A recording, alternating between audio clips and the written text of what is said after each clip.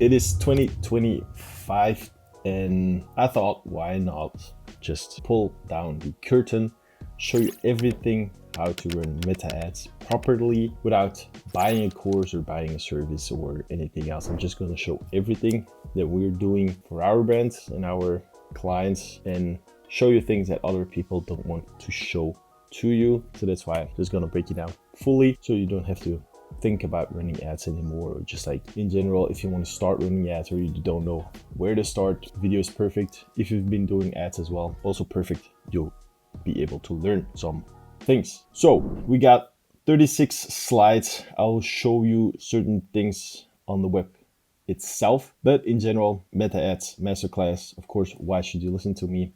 I'm Vincent. I've done over more than 1 million now in Facebook ad spend, and I'm helping Shopify stores scale from 6 figures to 7 figures and from 5 figures to 6 figures. I've worked with big brands internationally, such as Fujifilm, SMA, Lightshot Golf, and other brands. And so I think I'm pretty qualified to talk about these things. Just to show some results of our partners, we've helped a hunting company go from 4K to 42K. And with this client, we achieved a crazy high ROAS of 141 ROAS, excuse me. That video is also up on my YouTube channel, so I'm not bullshitting. We've helped a beauty brand scale from 13K to almost 70K a month with an average ROAS of 9.5. Sustainable razor company from 33K to more than 700K in purchase value, as you can see. And then another lead generation client, which is a skincare franchising concept.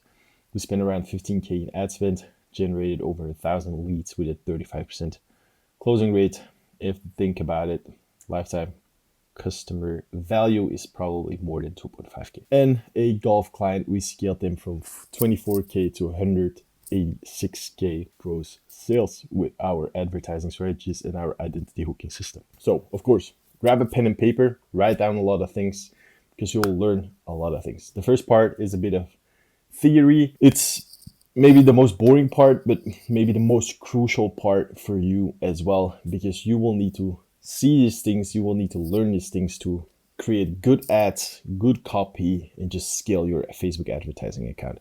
These things are things that are fundamentally unchanged. These things are based on the book of Eugene Schwartz, Breakthrough Advertising. You can buy it as well. I think someone else has the rights now. It's pretty expensive. It's like $300, but the best $300 you will ever spend in your whole entire life, because it goes into depth into human psychology. And we humans, we haven't changed in a single lifetime.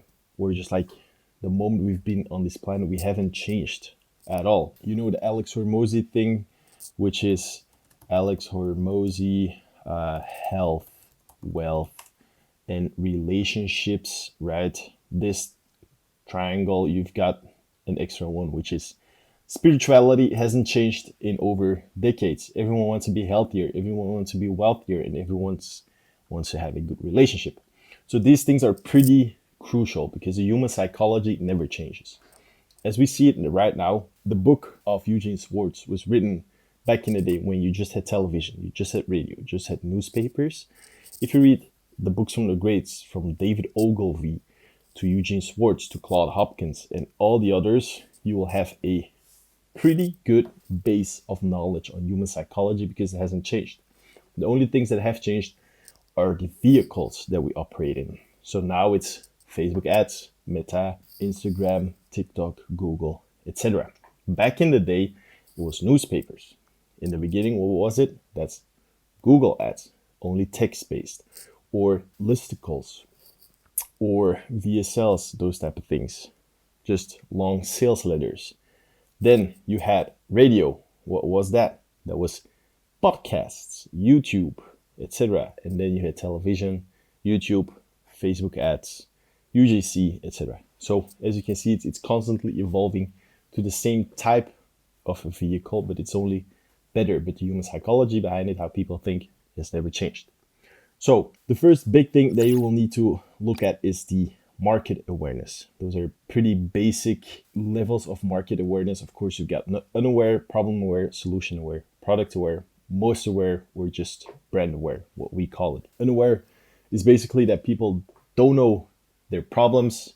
They don't know how to fix it. They haven't even thought about having a problem.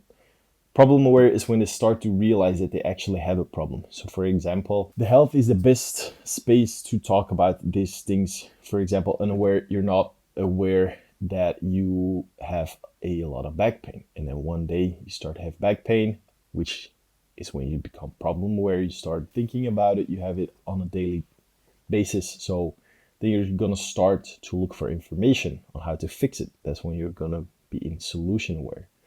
Then you've been looking at different type of products. So for example, I don't know, heating pads, massage guns, massage therapy, stretching courses, core strengthening courses, etc. That's when you become product aware. And the moment yourself and your identity are linking, or you found a match with your identity from a product, is when you go to most aware and you actually start to buy, because they know everything about your product.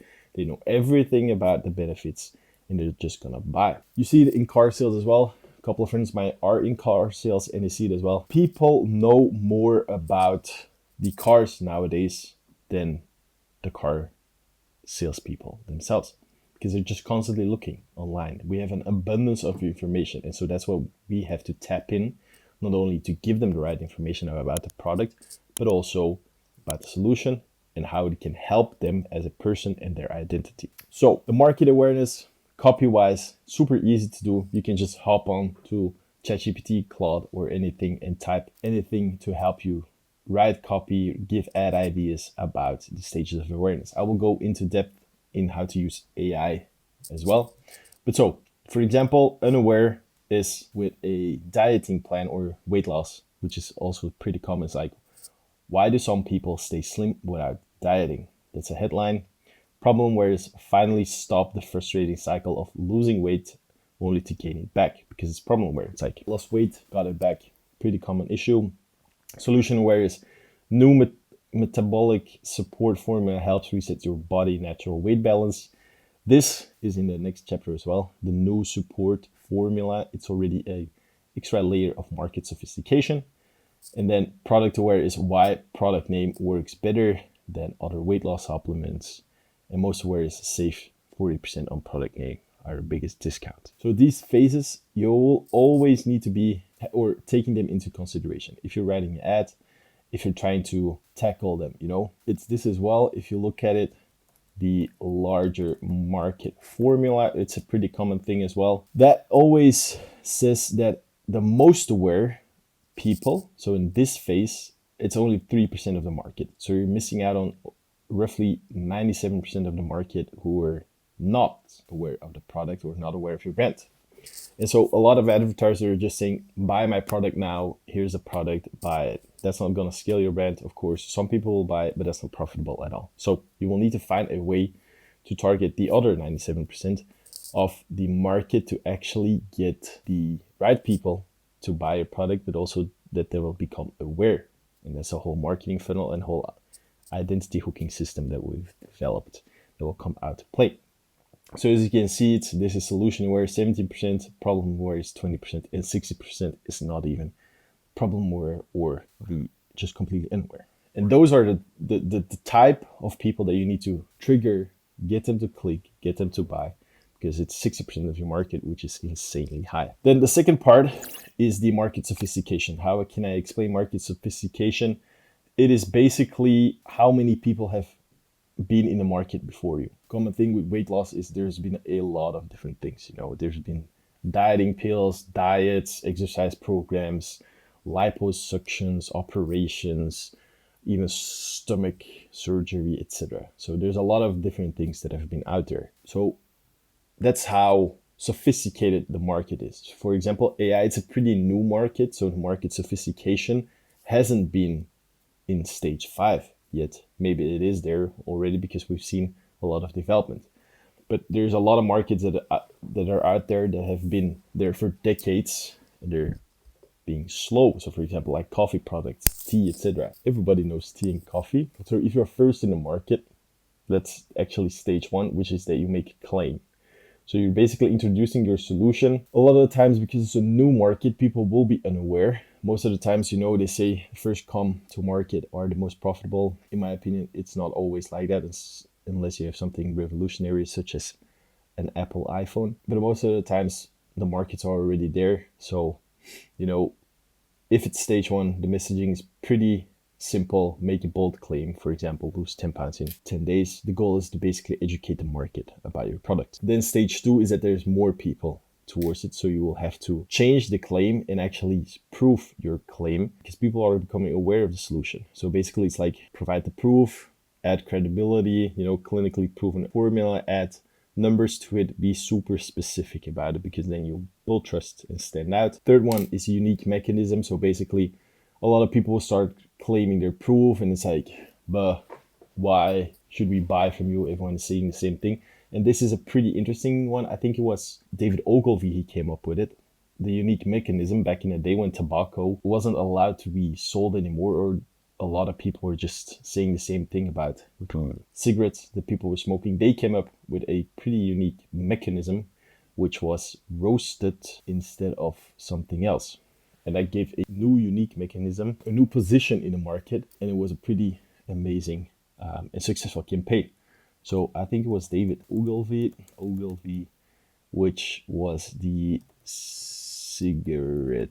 I don't know for sure, but basically, because it's a new mechanism they introduced to the market, it's a good thing. So for example, with coffee, it can be something like, I don't know, instead of toasted, it can be grilled or something, because it's a new mechanism. And so it's a new unique process, basically, or mechanism. So for example, it's like patent fat burning technology or seaweed fat losing type of thing, because it's a new technology. And that way, as you can see, it's a new and exclusive approach.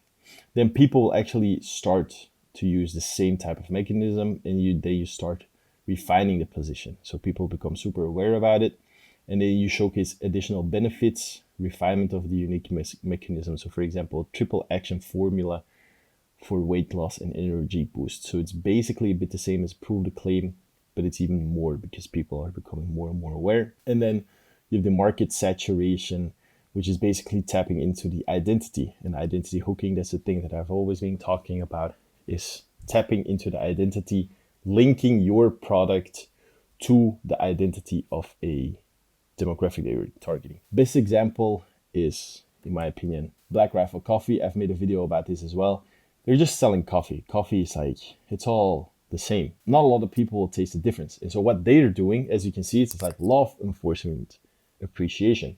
So their whole shtick is that they're basically focusing their coffee by selling to a specific demographic. For them, it's all about military, patriots, law enforcement, medics, etc. Because a person that is in the military and they see an ad or coffee that is geared towards people in the military, he'll identify with that product and will start buying the product. For example, with this one, their marketing is super great. It's all about, basically all about army, as you can see, camo, guns, etc.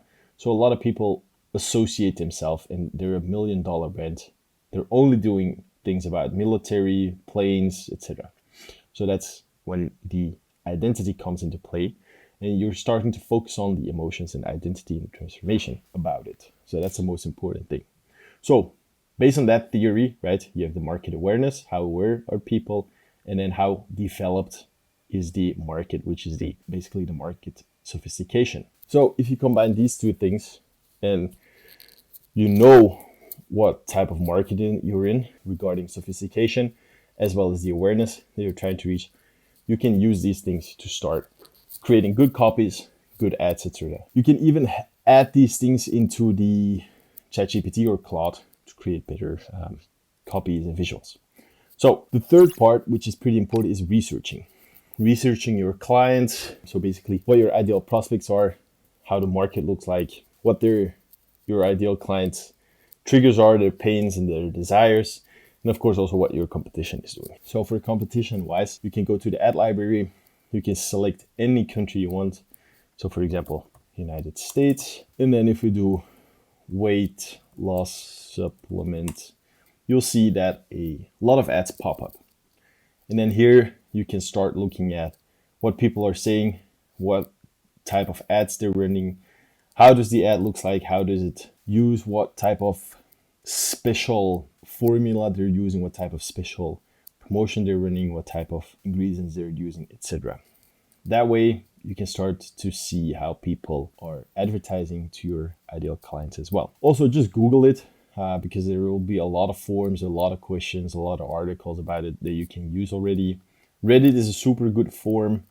Also, something that I haven't put here is your own reviews. Also look on YouTube, the same with Google, but if you look on YouTube, it's more personal because people will broadly more talk about the product, review, etc. Look at Amazon, the competition on Amazon, what the reviews are about, your competitors, how they're marketing. Of course, your own data, your own reviews, post-purchase surveys, etc. And then if you go back to the ad libraries, you have the Facebook ad library, you have TikTok ad library, you have Google ad library. So you can see what type of ads people are running all over the world, what type of messaging they're using, etc. How we usually do it with the ad library on Facebook is that we use a keyword or a lot of different keywords or even competitors' keywords or pages. So for example, Icon Amsterdam is a big one. They're advertising a lot of different things. If you click on them, you can see how many ads are running. It's 32 to be correct.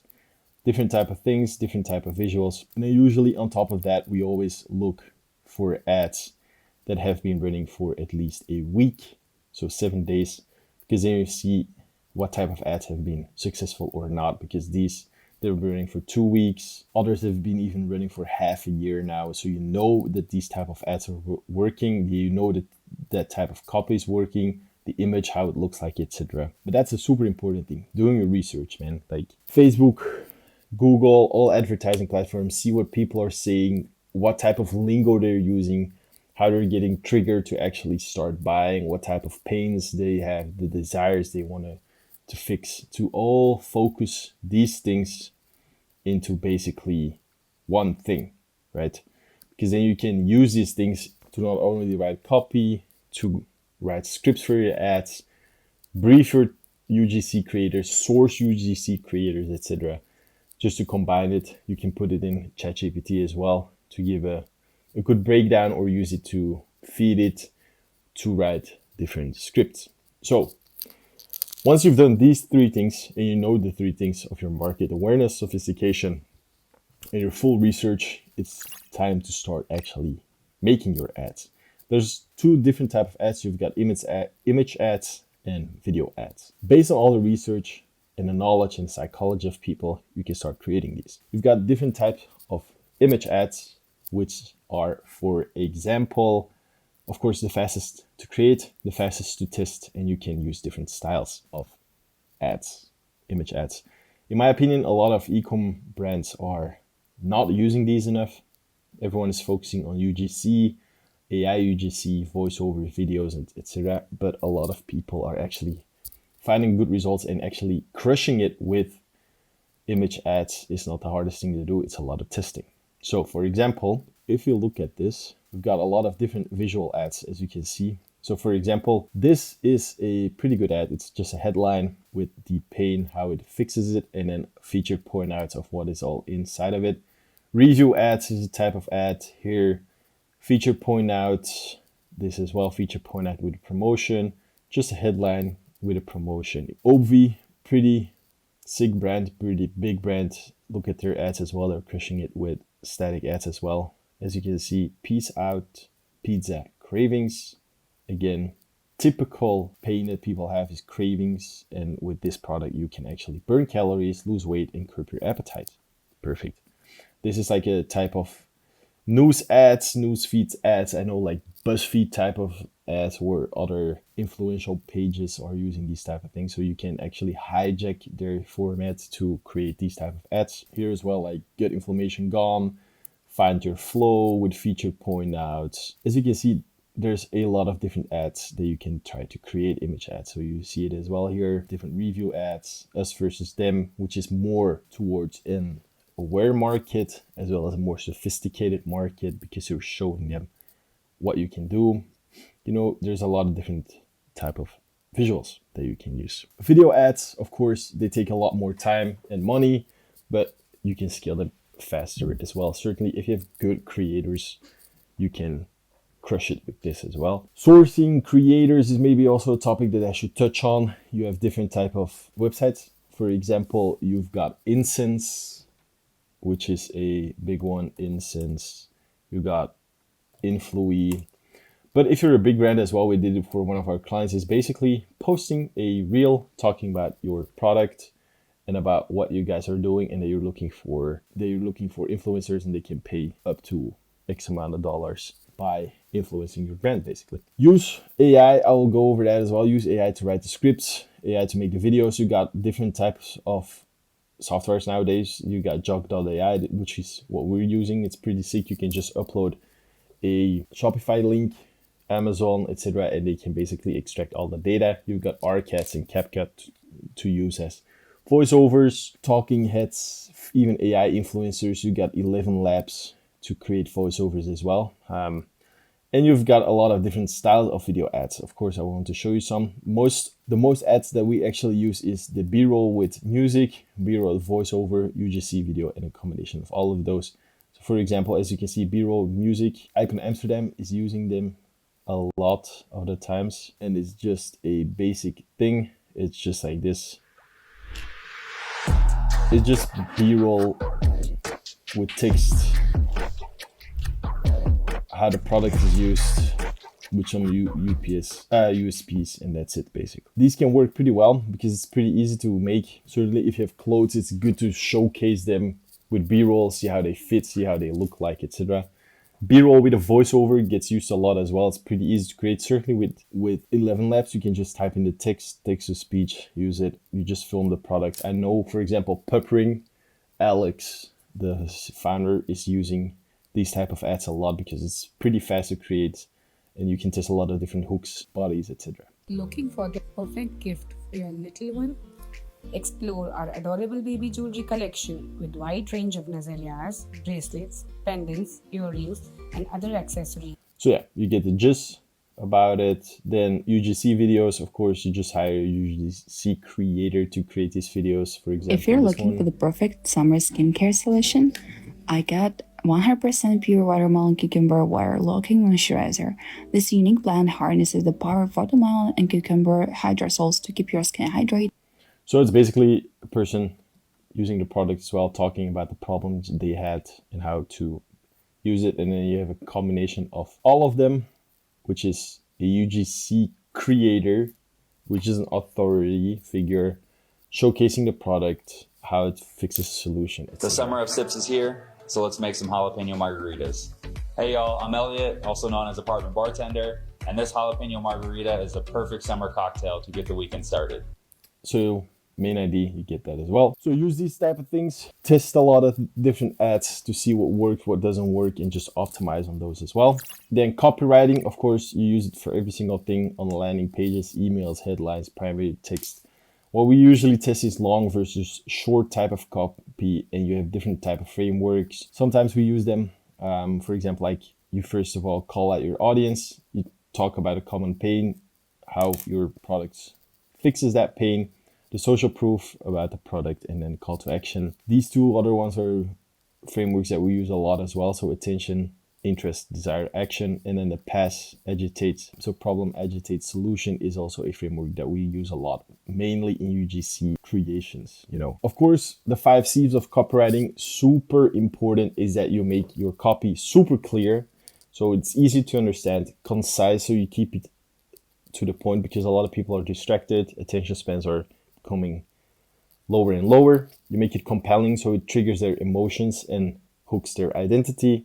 That it's credible, so you prove what you're doing, that it's actually able to get the desired result. And of course, here, be super specific and use numbers if you're using credibility. Be specific about numbers, like literally say something, 62% of people lose weight based on this, blah, blah, blah, And customer centric, nobody wants to know what you can do for, nobody wants to know your story. They all want to know what you can do for them. Use copywriting and AI, of course. ChatGPT, in my opinion, based on our experience, it's good for brainstorming, coming up with ad ideas, coming up with ad hooks, and it can be okay in copywriting. Claude actually beats ChatGPT every single time when it comes to copywriting. But give AI a lot of instructions. So on what you're selling, who your target audience is, their pain points, their roadblocks, their desires, what they want to fix, how your product fixes a problem, and then the stages of awareness and sophistication as well. For example, this is a prompt that we use for some clients of ours. I'm not gonna show you the full prompt. If you want the full prompt, just comment down below. Pause the video here and you can talk about it. But it's basically a emotional resonating advertisement copy for a typical or just like a specific product, detailed to a specific demographic with the specific pain points, how it solves, etc., and their unique selling proposition. So now about the campaign setup. Most of the times, try to consolidate as much as possible. A lot of times when we come into ad accounts, we see campaigns like this. There's a lot of different campaigns running, a lot of different deliveries, etc. As you can see, the cost per result for this client was pretty high altogether. And what we usually do is we start to consolidate everything. As you can see, we went, from 20 different campaigns to 4 different campaigns, all based on the country. So for example, split it up, right? This one was for the US, Australia, Canada, and then different products. That's how we only split it up. If you have one product, one country, only one campaign.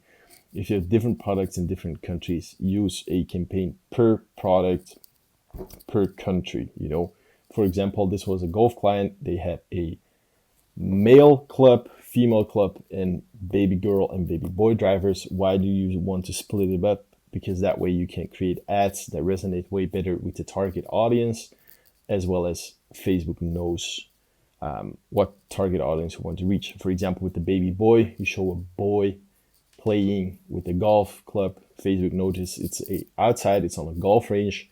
It's a parent playing with a male kid, that way it sends out to the right traffic and to the right audiences. As you can see here, it was like 72, 88, 188. And we basically like halved it or even more, 29, 39, 32, except for Canada, which we turned off later as well because it wasn't that profitable. So that's the thing that we do is always a one CBO campaign structure. For example, for this client as well, it's US, Great Britain, and France. As you can see, average ROAS is around 3 because their cost per acquisition is pretty low. Their product is pretty low value as well. But as you can see, we spent around £130,000 and we generated around £400,000 back. So as you can see with this one, the campaign structure is basically one campaign for one country. And then if you click here, you'll see that there are a lot of different tests that we're running. That's a whole identity hooking system, the whole rapid testing that we do based on all the research. At the moment, we're now at 29 different tests, which is insane in my opinion, because we're just testing so many things. We started with one, which is the main one, and then we'll base ourselves on those stats. So you start off with one ad set, the main ad set, see how that performs, and then you start iterating, creating new variations of these ads to add them as an ad set. How we usually do things with a one CBO campaign structure, it is we do one campaign with a daily budget. The main targeting is basically broad, no interest targeting. And then for every single batch of creatives, we make a new ad set. So 001 is one type of creative, 002 is another type of creative, 003 is another type of creative. And based on the stats, which I will go over later, we optimize, create new creatives and see what works and what doesn't work. That way, we basically know if our efforts are helping towards a lower cost per acquisition, higher ROAS, and more purchases. All the other stats are secondary stats and are not the most important. So basically, one CBO, broad targeting, and that's it. Then a pretty controversial topic that I want to talk about is retargeting or not. In my opinion, it will come back in 2025. I said it in my prediction video as well. It will come back. A lot of other YouTubers and other agency owners are dismissing the fact that you should do retargeting, but at the same time, they're actually excluding people that bought 30 days ago with the whole hypothesis of retargeting doesn't work because the data is not clean. But then in my opinion, why are you excluding people if the data is not clean? Because the data is not clean. You say retargeting doesn't work. And if the exclusions don't work or retargeting doesn't work, then exclusions won't work either. In my opinion, you've got a lot of different factors to take into consideration. If you have a lot of data and a lot of traffic, I would start doing retargeting on either view content, add to carts, etc. If you're starting out, you don't have a lot of data, don't do it in the beginning.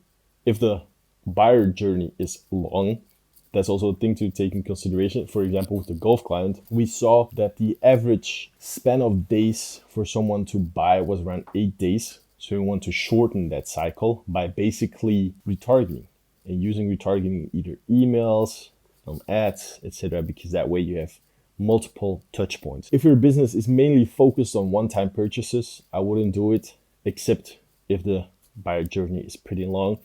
But if you're focused on repurchases and a subscription type of product, I know, for example, for a friend of mine, he runs an agency and he's helping a brand that does healthy cleaning materials, so sprays, etc., for your bathroom, etc. Then I would actually do retargeting if you see that not a lot of people are returning customers. I would just exclude people that bought 30 days ago and focus on people that bought from 31 days to 90 days, depending on how long they're able to go with your product. So retargeting, controversial topic, but retargeting does not work if you don't have good and clean data. What do I mean by good and clean data? Is that you need to know basically the click ID of Facebook with the UTM parameters. And how to get those clean data is basically by implementing server-side tracking. It's a big thing. It was a big thing when Google was saying that they were gonna remove the cookies. Everyone was switching towards different type of platforms. But that's the most important thing, is your event match quality score, which you can find in the events manager. So for example, for this client, as you can see, we implemented event match quality and it went up to an 8.5, which means that around 15% of purchases are not being reported, which is actually pretty good. Here as well, you can see what type of data have been pushed back. 100% of the emails are being pushed back, the IP addresses, external IDs, and then this is the biggest one. It's the click ID. If you're not sending the click ID back, don't worry about doing server-side tracking or retargeting, because Facebook and Shopify won't be able to connect both of them and send it back. So that's pretty important. So implement server-side tracking because it's all based on the Facebook click ID and UTM parameters, because that way, if someone clicks on an ad, buys your product, Shopify will know that that person came via the ad based on the click ID and the UTM parameters. It will get cross-referenced not only by Facebook, but also by the server-side tracking and your Shopify. So the event will get pushed to the server-side tracking software. He will cross-reference the ad with the purchase and all the data and the click ID, and then they will link it and push it back to Facebook. That's the most important part. They get pushed back. If it doesn't get pushed back, it doesn't matter. I know a lot about these things because I went super deep about it, because we had this problem for one of our clients. And so basically, the tools that you're able to use for server-side tracking is Stape.io. It's a really good one, cheap solution. If you got more budget and a bigger brand, use Elevar. That tool is like perfect. You can link your Shopify store to Facebook, Google Analytics, Google Ads, pretty important. Then you've got Trackb.io. It's a bit cheaper, but they also link Shopify and WooCommerce. It's a Dutch company. I've been in contact with them. They're pretty amazing. Another one that we're using for this client that I've just shown you is the Omega Facebook Pixel. It's only for Shopify. And a lot of the times the native meta integration from Facebook in Shopify works pretty well. So Then also you see a lot of YouTubers talking about triple whale, true profit, true ROAS for reporting and seeing what ad performs, but that's actually completely BS because all of these programs or tools are all UTM based, and UTM based doesn't always get pushed through if the cookies are not accepted, and also they use model data, so they try to fill in the gaps. But if you don't have server-side tracking and your data is not clean, your triple whale or your true profit will not know more than your Facebook ads manager because the data is not clean. They're not getting clean data, so it doesn't matter at all. The only thing that you will need to invest in is a good server-side tracking system. If you want that, we can help out with that as well. But that's the most important part. A lot of gurus or e-commerce YouTubers use these type of tools. In my opinion, we don't use them. We just use a good Google Analytics setup because it's not only free, but the data is clean if you use server-side tracking, and it can show you more than a triple whale if you set it up properly. Because if the data is not clean, no server-side tracking, Google Analytics, Facebook, triple whale will all know as much as they get from the data. So that's a really important one. Do it in 2025 because that's the biggest thing. So target options in your ads, that's what I've been talking about as well, is you just use broad, you use the identity hooking system that we've developed, which is basically letting the creative in a copy do the targeting for you. Of course, if you have a new account, you just do one CBO campaign with a broad ad set and an interest ad set, because that way you give Meta a bit more room or more guidance towards what type of audience you want to target. Audiences that are good and 100% accurate is everything from Meta itself. So it's because it's all first party data. So everything from video views, Instagram followers, page likes, engagers, even lead form submits, because it's all first party data. People don't go off Facebook. It's all on Facebook, so it's their data. It's 100% accurate. All the other data, third-party data, so everything off-platform actions and audiences, from web visitors to view contents and purchases, is not necessarily super clean if you don't have server-side tracking installed. But those type of things can be used in retargeting or exclusions if you set up server-side data. Then testing the ads, of course, you combine everything that you've seen in module 1, 2, and 3, which is basically based on the research. You don't develop ads or creatives or copy out of nowhere. You've got 3 different type of things that you can test. It's a variation, iteration, or just completely new topics or angles. Variations is basically to provide a multiple distinct options or styles based on the same concept. So for example, it's one image with the same headline and different image ads. Iterations is to basically make the original concept better. So for example, same hook, same edit, but better body copy or better copy for the rest of the video. And then new is just basically completely new angles, new concepts if you want to reach new audiences. Then how to analyze the ads. We usually only do this on a 7-day window. So for example, with this client, as you can see, it's on maximum.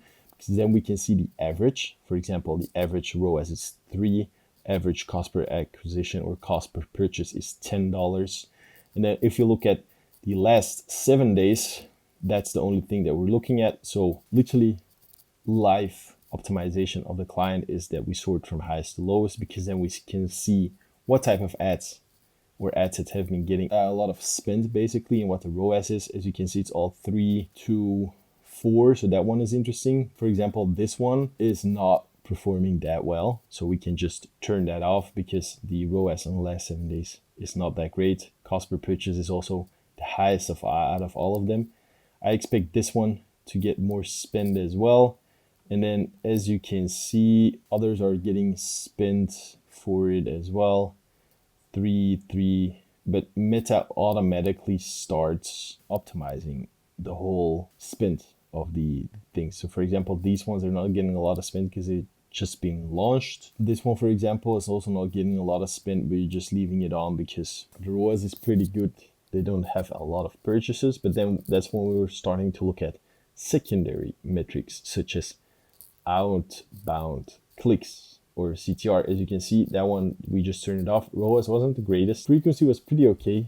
Frequency try to keep it under 1.5 because that's when you're still reaching new audiences. If it goes up to over 1.5, that means that you're starting to retarget people, or your ad set is more geared towards warmer audiences. Same with CPM. Don't look at it. CPM a lot of the times is just a higher CPM indicates that you're reaching a better audience, a more high value audience. As you can see here, it was 4, but you see it as well. ROAS was super low, click-through rate was super low, so it's not reaching the right type of audience. And that's when we're starting to look at those things as well. The cost per click, we don't necessarily look at it, but these things, well, the hook rate, the hold rate, it's custom metrics, but that way we can see, for example, that this visual has a hook rate of 25%, which is pretty good. Of course, the higher the better. But then we can see that the hold rate is 7%, not the greatest. So we can try to make a iteration on it to create the same type of video, exactly same type of images or videos that you use, same type of hook, but you change the rest of the video and a voiceover after the hook to see if that hold rate goes up. But that's basically literally how we optimize, see how it goes. This one is a dynamic creative ad. Normally we go in here as well. We don't like to do flexible ads because that doesn't give us a lot of room to turn off different ads. But here as well, we can just start to look at different things. This one is basically getting the majority of the spend. But then we can start to look at these things. For example, barely £1 spent. And that's when we start to look at a broader time frame. So for example, in the last 30 days, you see it as well. They barely got spent. So you can basically turn these off because it's just a waste of budget. So that's how we analyze the ads and also optimize the ads. So for example, based on a cost per acquisition and a ROAS, we either scale or kill ad sets, ads, or campaigns. And if you're doing it well and it's above your threshold of your target ROAS, you basically scale it. For example, this one last 30 days is good. Last 7 days is also perfect. So we can basically scale this by 20% and we just keep on scaling until we hit a type of plateau. But so yeah, that is it. That's literally the whole system of how we run ads and how you should run ads to get the best profitable results. I think it's a long one. I think we've done almost an hour, so that's good. Always do your research, look at the market awareness, the sophistication of your market, and just, test a lot of different things. And that's basically how we got these type of results from 4K to 42K, 13K to 69K, 33K to 700K, and then from 24K to 156K. So hope you enjoyed it. Hope you learned a lot. Start implementing these things. And if you want help with setting up these type of campaigns, optimizing your campaigns, setting up the server-side tracking, click the link down below, book a call with me, and I'll see you in the next one.